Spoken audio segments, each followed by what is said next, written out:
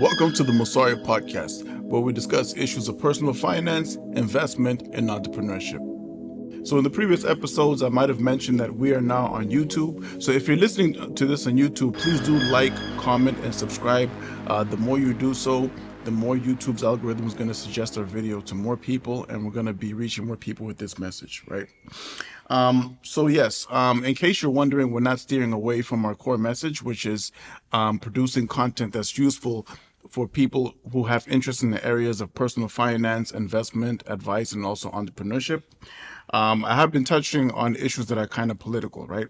But the intent is not to influence anybody's political opinion. I do believe that everybody that listens to us does have the maturity to do their own research and come to their own conclusions.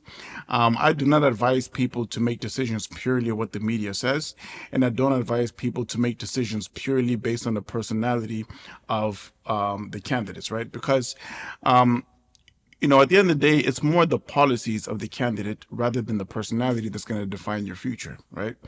Because if I'm, let's say, a very reserved personality, I mean, that has nothing to do with my policies. I might have a reserved personality and have policies that might destroy the economy, and you might find someone with a very extroverted personality who appears to be narcissist. I'm not using anybody as an example, that might have policies that might be good for the country, right? So I advise people to pay attention to policy over everything. And obviously, the reason why we talk about this is that whoever is in power is gonna, at the end of the day, affect our journey in terms of personal finance. Is gonna affect our investments. It's gonna affect our businesses if we're entrepreneurs. So imagine you're heavily invested in stocks of companies like Whole Foods, Walmart. Companies that are listed in the stock exchange, like food product companies and retailers. And I all of a sudden become president, and I decide that, listen, all of you guys are gonna have to pay a profit after tax of 50%. Right? That's going to kill the profitability of a lot of companies. It's going to kill their ability to reinvest. It's going to kill their ability to distribute dividends. It's going to kill their ability to repay debt. And as a result, the stock prices are going to plummet because, in the short term, the stock prices are influenced by emotions, but in the long term, it's influenced by fundamentals. A business with good fundamentals in the long term is going to grow. A business with very shaky fundamentals in the long term is eventually not going to perform very well in the stock market, right? So in this episode, I'm going to be emphasizing the policy of, the control of food prices, right? But before we get into that, I'm going to play a snippet of Vice President Kamala Harris, who was interviewed recently, and she was asked some questions by journalists on her policies.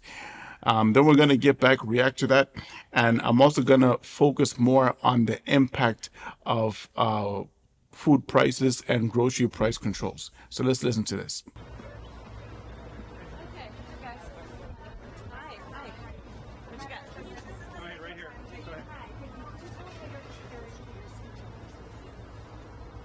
It's almost done. I mean, there's some little tweaks, and I'm gonna, work on it probably starting tomorrow for next month. But it's coming along. I feel good about it. I mean, essentially, it's much of what you've probably heard me talk about before in terms of just what I believe to be the promise of America and the fact that we're all in this. And there's obviously a lot at stake, but there's also a lot to feel good about in terms of the future of our country. So there will be a lot that is about what I believe is a way forward, a new way forward, and bringing everyone along in that. You unveiled some economic policies last week. Yeah. Can you explain how you're going to pay for those, and can you give us a sense of what other policies you want to unveil going forward? Sure. Well, I mean, you just look at it in terms of what we are talking about, for example, around children and the child tax credit and extending the EITC. It's at $6,000 for the first year of a child's life. The return on that investment in terms of what that will do and what it will pay for will be tremendous. We've seen it when we did it in the first year of our administration. We reduced child poverty by over 50%. So that's a lot of the work. And then what we're doing in terms of the tax credits, we know that there's a great return on that investment. When we increase home ownership in America, what that means in terms of increasing the tax base, not to mention property tax base, what that does to fund schools, again, return on investment. I think it's a mistake for any person who talks about public policy to not critically evaluate how you measure the return on investment. When you are strengthening neighborhoods, strengthening communities, and in particular the economy of those communities, and investing in a broad-based economy, everybody benefits, and it pays for itself in that way. Madam Vice President, CBS News has a new poll shows that you're 3 points up nationally. What's your response to this? Do you still consider yourself the underdog here? I very much consider us the underdog. We have a lot of work to do to earn the vote of the American people. That's why we're on this bus tour today, and we're going to be traveling this country as we've been, and talking with folks, listening to folks, and hopefully earning their votes over the next 79 days. Darlene, one more, last one, Darlene. Pennsylvania since you became the Democratic nominee. Do you feel like you have ground to make up here? I feel like we need to earn everyone's vote, and that means being on the road, being in communities where people are, where they live, whether it be a high school football team and being there at their public school while they're there at practice and talking to their coaches, whether it means going to the local fire station and talking with our incredible firefighters about what they need and what they have a right to expect, such as that we are going to pay attention to how they give up so much to keep communities safe, what they do to preserve what we want in terms of a quality of life, and we need to give it back to them in terms of better equipment and the work that they do every day. So I'm going to be out here with Tim, with the second gentleman, with Mrs. Walls, and we're going to be working on earning every vote between now and November. Last question. Do you think Israeli Prime Minister Netanyahu is ready to agree to a ceasefire deal? I will not speak for him, but I will tell you that these conversations are ongoing and we are not giving up. And we are going to continue to work very hard on this.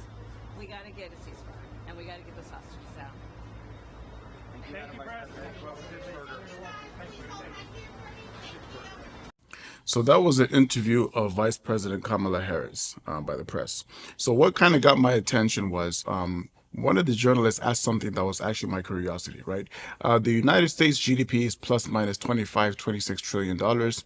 The GDP is sitting at plus minus 35 trillion dollars, and debt to GDP is plus minus 130 to 140%. It's like the highest ratio in the history of the United States, if my memory doesn't fail me, right? So there is a fiscal deficit, there is high debt. So obviously you want to be a bit prudent on what you promise and a bit prudent on how you're going to spend, because that's going to affect the fiscal situation of the country. So now she gets asked, okay, you promised $6,000 tax credit per household with a newborn baby. You've promised $25,000 assistance to every household that wants to buy a house. What else? She also did make mention of food price controls. And, by doing that, you're kind of like capping the price at which food products are sold. And you're also capping the profit in a way, or you're hurting the profit. And that's going to affect the corporate tax revenue for the country during a time when they need it a lot. So the obvious question is, okay, how are you going to fund that? And that's exactly what the journalist asked.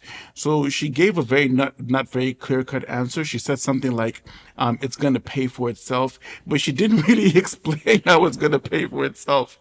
So I kind of felt like that question wasn't really answered. And I think the journalist was quite polite. So anyways, we're going to focus more on the food price issue, right?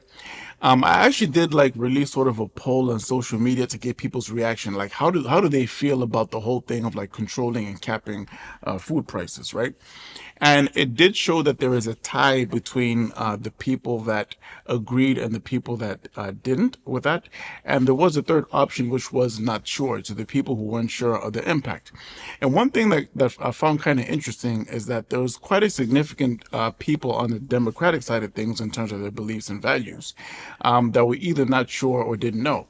I did look at some threads on CNN's footage, like CNN's coverage of the specific policy. And normally a lot of people that watch CNN are Democrats, right? And I saw a lot of backlash and a lot of negative reactions. Even an economist and even some of the analysts on CNN were not very optimistic around the whole policy of food price controls, right? So let me put something in perspective. So I did mention in the previous episode where I compared the policies of Trump and Harris that, controlling food prices is going to affect the profitability of whatever, let's say controlling prices of goods and services, government in this case, is going to affect the profitability of the industry. And the same is applicable for prices of food products in the food industry, right? So this applies in particular to food products as well as groceries, right? So I did a comparison of the profit margins per industry, right? And as per my research, I found that the food distribution industry, so those would be like wholesalers that distribute, wholesalers and distributors that distribute food products. On average, they make net profit of 0.8%.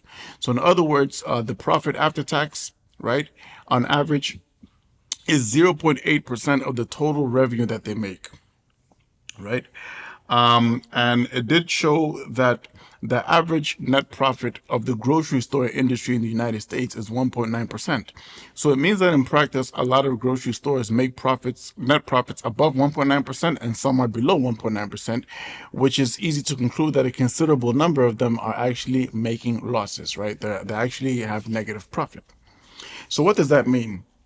So let's say you on average spend, let's say $500 of groceries per month, right?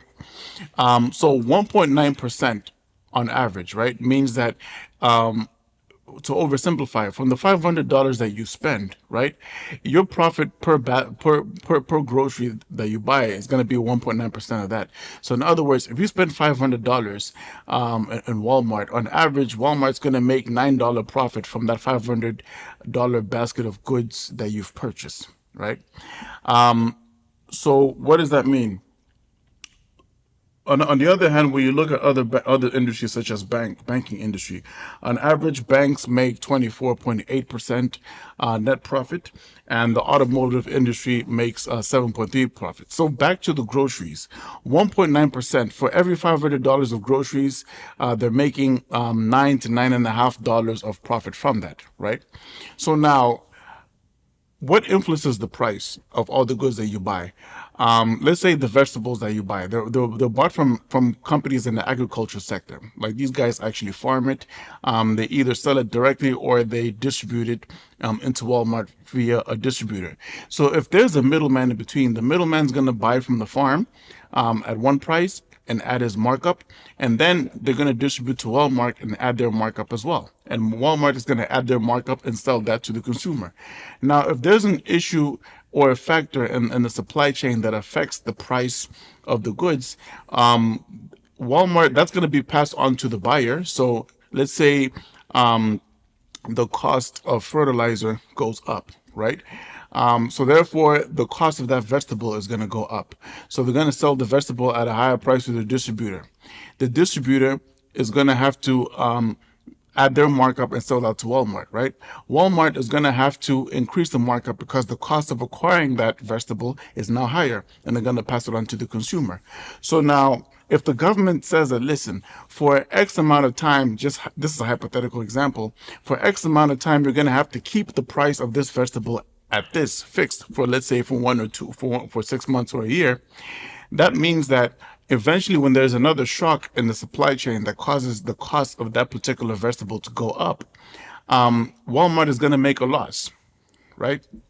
Walmart's going to sell at a loss because the cost of acquiring that is going to end up being higher than the price at which they're allowed to sell that. Why? Because the government has capped the price. So what does that mean? Walmart's now going to make losses. Walmart is listed on the New York Stock Exchange. It's a publicly traded company, right?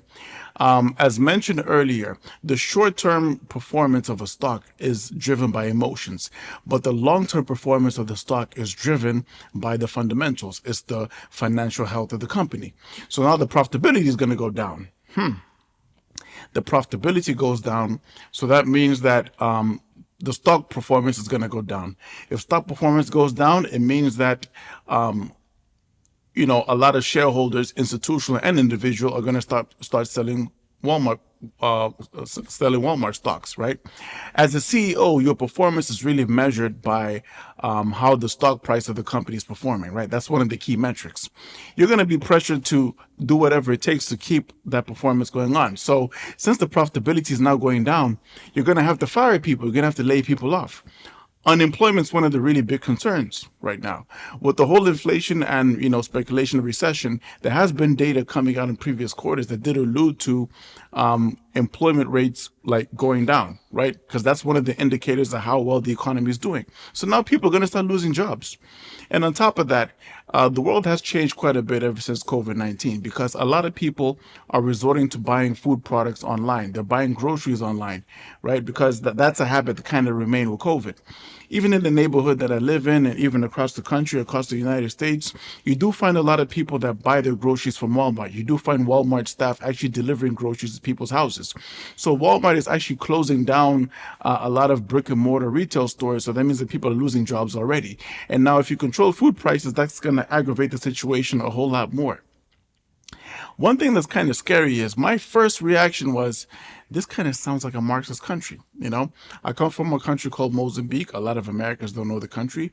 It's in Southeast Africa. So we got liberated from colonization by the Portuguese in 1975, right?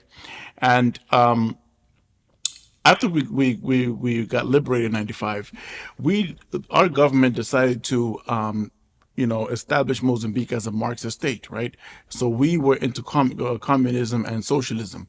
So at some point, there was scarcity of food at the time, and the government controlled the means of production. So that means that all the food products that existed in the market, whether it's an agricultural commodity or whether it's a manufactured food products, the price of that was controlled by the government completely, right?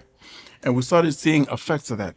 So Mozambique was a Marxist state, and we saw some effects, negative effects of the price controls that also happened in Venezuela, happened in Russia, and also happened in Tanzania, right?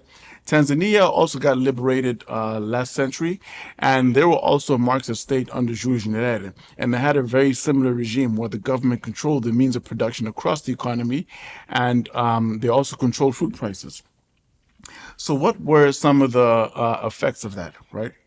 Number one, it did lead to food shortages, right? Because here's the thing, looking at a free market like the United States, I did give an example, a very oversimplified example of how the price across the supply chain of a food product can affect the retail price of that food product, right? So at the end of the day, it's affected by demand and supply, right? Because on one hand, you have people that have demand for the product, and then you have the producers and retailers with supply of the product, right?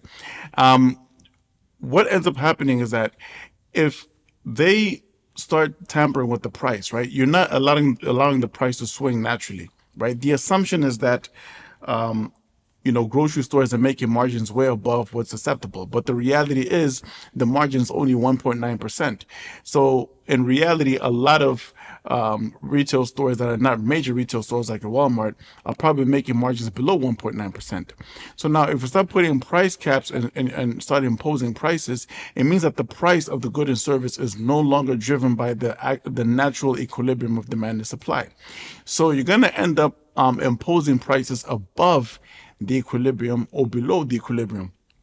What have we seen before in countries such as Venezuela, Russia, Mozambique, and Tanzania?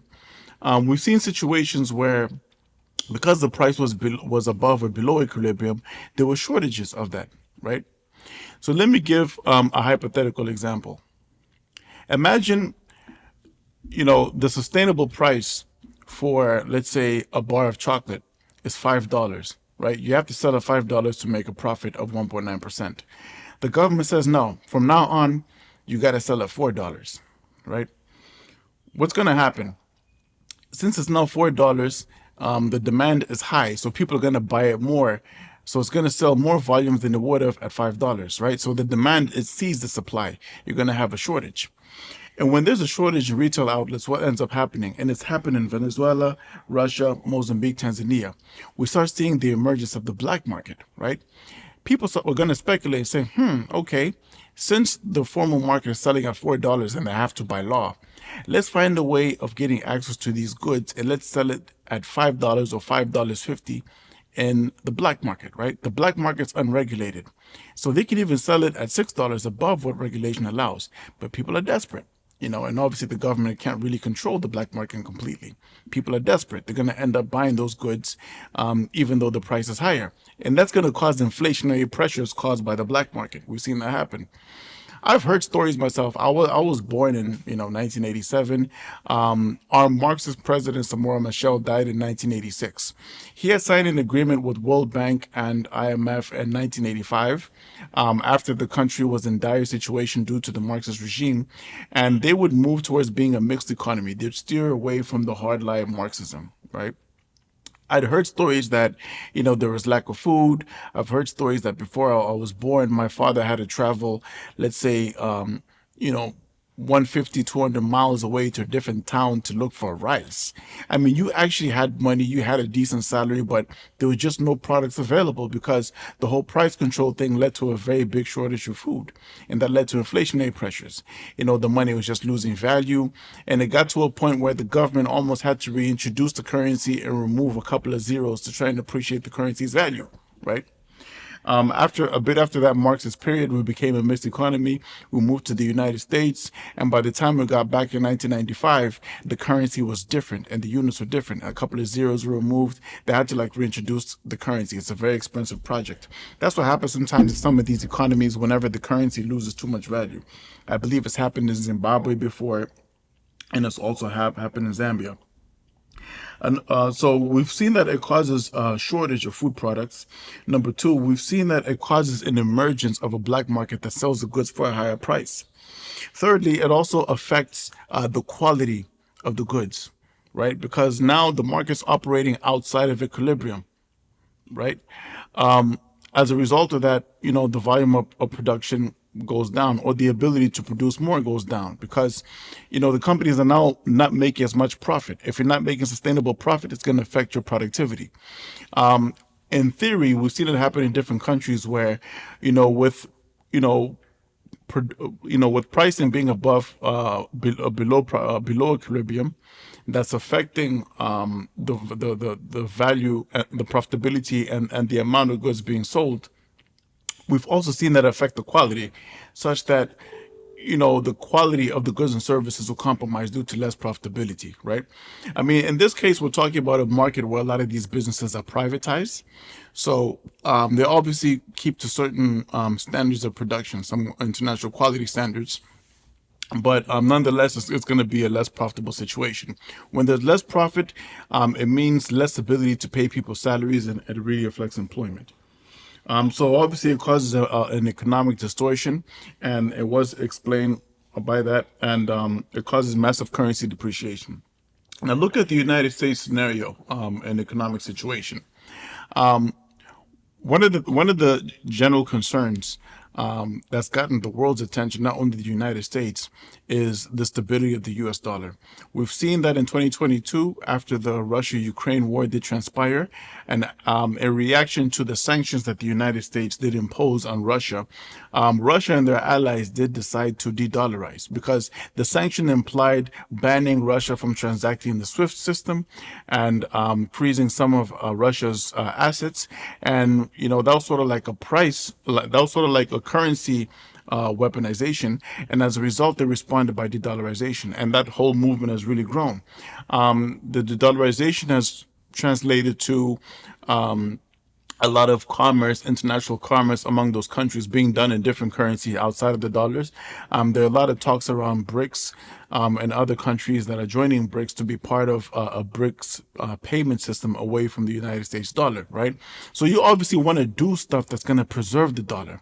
And one of the concerns is that this policy is very silent on what is going to be done to preserve the strength of the dollar as a world reserve currency. And on top of that, by imposing food price controls by the government, that is something that is a further threat to the value of the United States dollar. Obviously, there is a convention that's happening. The actual elections are going to happen in a few months from now, in November 2024. Who knows? Maybe more questions are going to be answered on the policy. Maybe we're going to get more insight on the policy and the plan for the next 4 years on the Democratic side of things. But the general concern still does remain. I did actually read a comment or two from someone on the YouTube channel, and the sentiment of that person was also that it kind of looks like the United States under this administration, like should the Democratic Party win the elections, can go towards a direction of being a Marxist or even fascist economy. That's really a big concern. Because regardless of your political ideologies, on one hand, I am aware of the downsides of free market capitalism. That is the economic and political model that I personally embrace, and the United States in general is more on that side. If you look worldwide, you will notice that in general, the free market capitalist economies are generally the most prosperous, right? And people might say, okay, but what about China? What about Russia? Because China has really emerged as a global hub in terms of manufacturing. And what I would reply to that is that prior to Xi Jinping being president, there was President Deng, I forgot the entire name, and during his regime, China did move away from hardline Marxism into a mixed economy. So that's when the Chinese economy really, really started taking off, because moving away from hardline Marxism also meant that the means of production in the economy was now privatized, right? When you look at the breakdown of the wealth and of household income compared to the United States composition, a high percentage of the wealth of the household income comes from real estate, right? Property. So it means that with the change of regime, more people in China got access to private property. When that happens, there's more specialization, there's more competition, and things just become very sophisticated. Objectively look at the Chinese economy over the last, let's say, 15 years. Things have evolved a lot. They become a major hub in manufacturing. When you look at the supplies of a lot of finished products across several industries, the supplies of manufactured goods, they've really become a hub. They're also relatively cost efficient compared to the United States for manufacturing. A lot of multinationals have placed their manufacturing plants in China, or they even outsource the Chinese partners. I mean, for various reasons, they've really, really played a very dominant role in the manufacturing space. I mean, you even look at textile.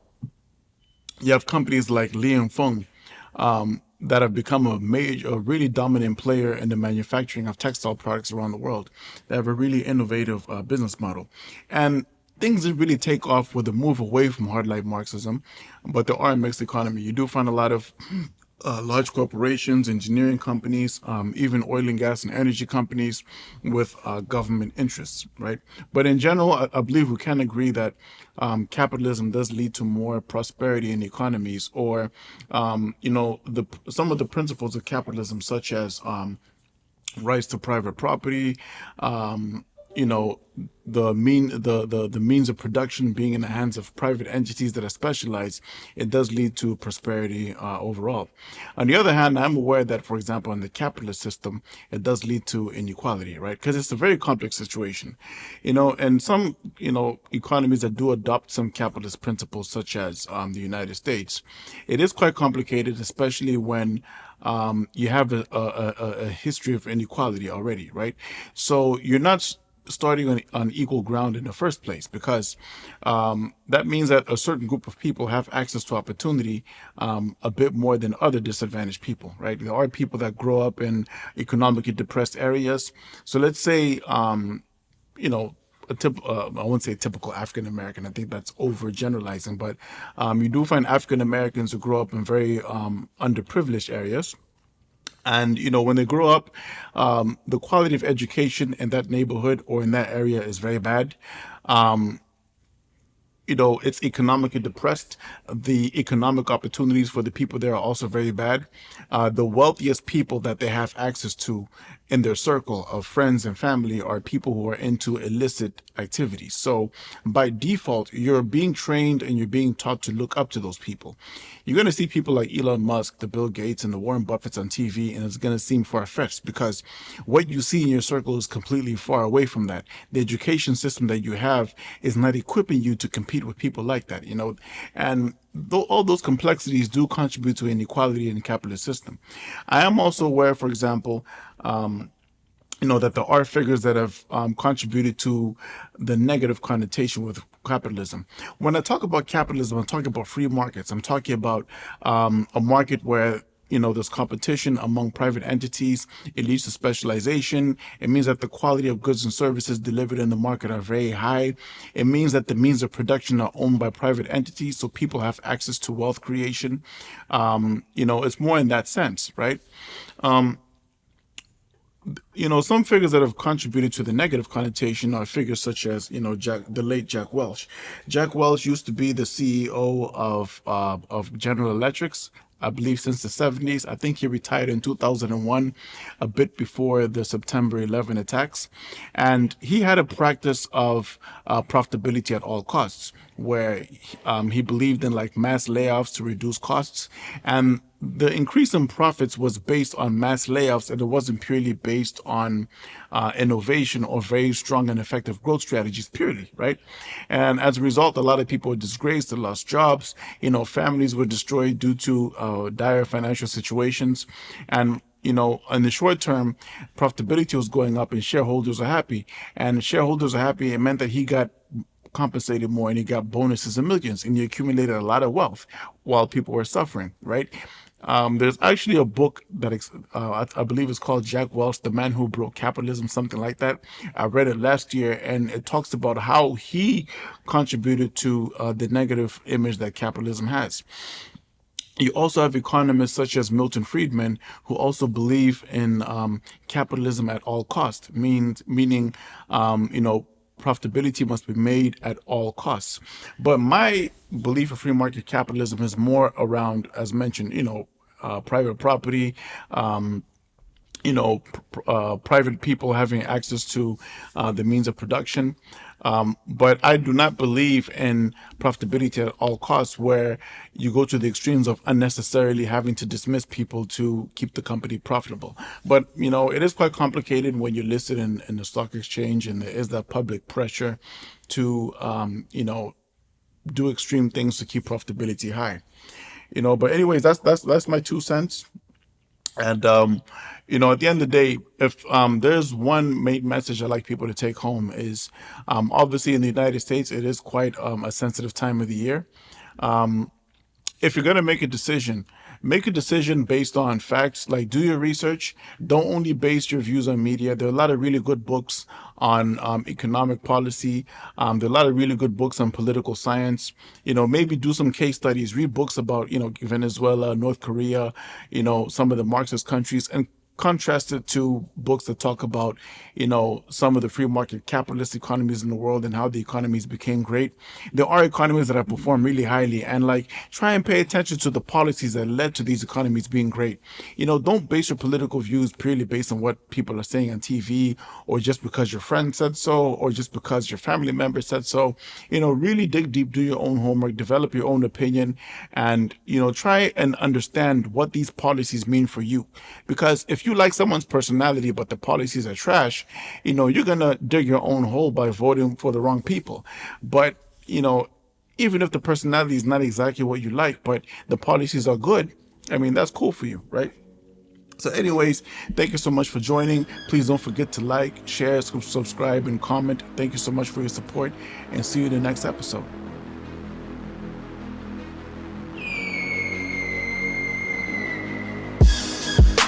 I was a lost soul, just looking for a life to live, but nothing came close to the freedom I found today.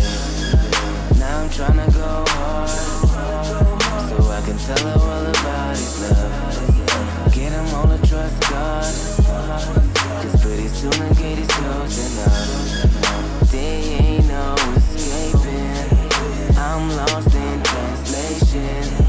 My God has been patient, but I'm lost in feeling like a missing link, a misfit, it's so cosmic. The undermining godliness like purity is gothic. But look at me, I paint a perfect picture, kinda like Boston. Standing here, I celebrate, 'cause Christ died for my nonsense. It's obvious they wanna decipher me, but ain't got my ignition code. Christ on my rise, no naked girls on my video, and brag about no dough. God's glory be pivotal. I'm staying unapologetic, right at the pinnacle. Here we go, Holy Spirit come and empower little me, to love all the haters who just belittle me. By your grace, I wanna see redemption in my pedigree. Dose of cream, Christ rules everything around me on my recipe. The old me is gone, I'm surrendering the rest of me. Reason why them people be disrespecting and testing me. I lean back, gotta show that Jesus resurrected me. Royal citizen, lost in translation, but I'm blessed to be.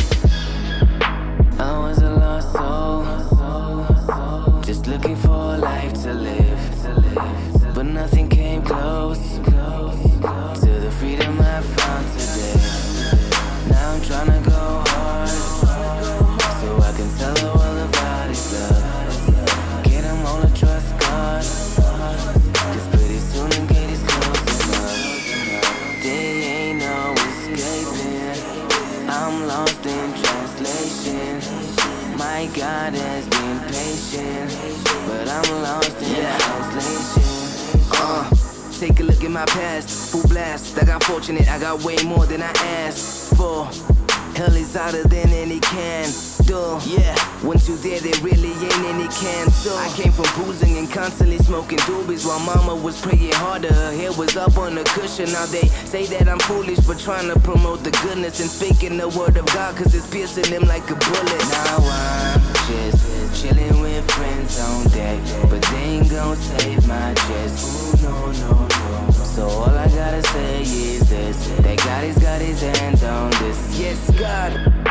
I was a lost soul, just looking for a life to live, but nothing came close to the freedom I found today. Now I'm tryna go hard, so I can tell the world about His love. Get 'em all to trust God, 'cause pretty soon the gate is closing up. There ain't no escaping, I'm lost in translation. My God has been patient, but I'm lost in translation.